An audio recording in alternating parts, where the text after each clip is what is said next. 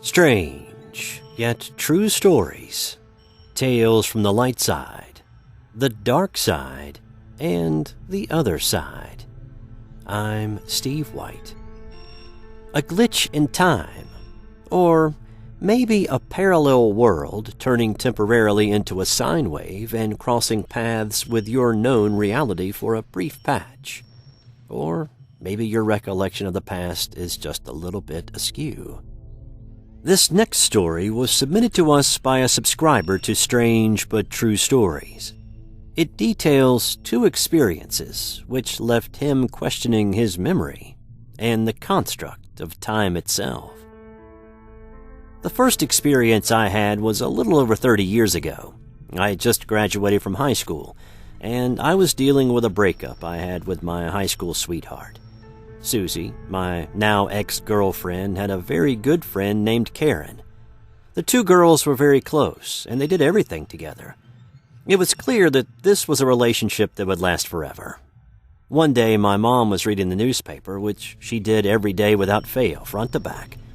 My mom turned to me and said she had just read an article about a doctor who was being investigated for a failed procedure he performed on a young lady. The young lady in the article was Karen, and she had died due to complications from this procedure.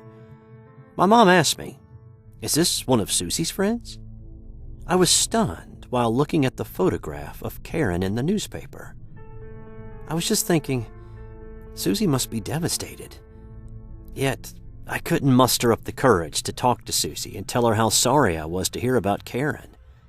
We were not yet talking after our breakup, and this would not be a topic to break the silence with, so I just avoided Susie altogether for a little longer. About a year later, I was working in the mall, and Susie walked up to me out of the blue and said, "Hi." She flashed me that big, beautiful smile that would always just brighten up my day. I asked how she had been, and she said she was doing fine, and we made small talk for just a few awkward minutes. Susie then said that she had to get going because Karen and she were going out that night, and she did not want to be late. A cold chill immediately washed over me, and I knew instantly something was wrong. This was just not right. Karen was dead. How could this be? I kept my composure and said, "Wow, that's great. So, Karen is doing fine?" Susie said, "Yeah, she's doing great. You know how crazy Karen is. Well, I gotta go. See ya." And I watched as Susie walked away. I knew something was very wrong, and it just didn't feel right. But all I could think about was somehow the timeline had changed. I kept this to myself as I was afraid if I said anything about this incident to anyone, they might think I was just a nut. The second experience I had took place about 10 years later. I had decided to go back to college and finish what I had started when I first graduated from high school.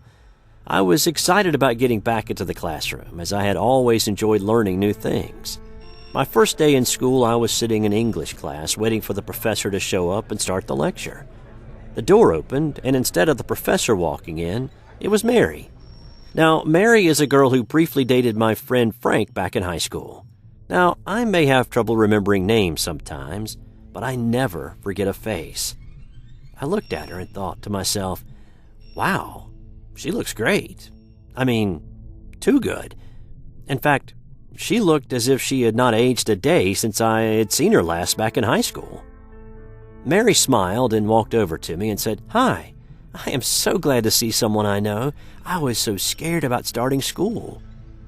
I was really surprised that after all these years she would recognize me. In the short time that she had dated Frank, I really had only seen her once or twice. I did my best to play it cool and not show my surprise to her, as some people do take offense if you question their ability to remember people or things. We sat there for a few more minutes, making small talk about the courses we were taking that semester and the issues with parking and finding our classes. I finally turned to Mary and I asked her, "So, what have you been doing all these years since high school?" The awkward look on her face told me I had just said something really, really wrong, but I didn't know what. It seemed like a perfectly innocent question to ask someone, And then she responded, "What are you talking about? I just graduated this year." It felt as though I had just been gut-kicked. I may have even gasped a little. I tried my best, but I could not recover without showing some confusion on my face. Was there a slim chance she did not hear me correctly or did not understand the question? I repeated myself, stammering as I did. Since school, what have you been doing?"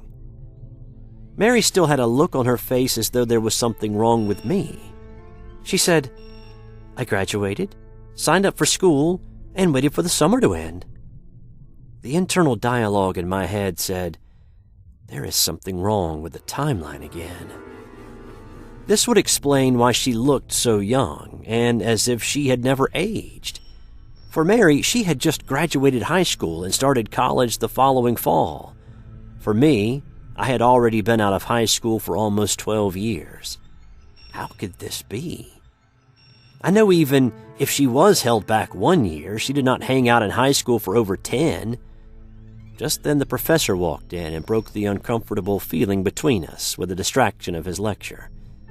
About 2 days later, I dropped the course and took a different English class. I never saw Mary again.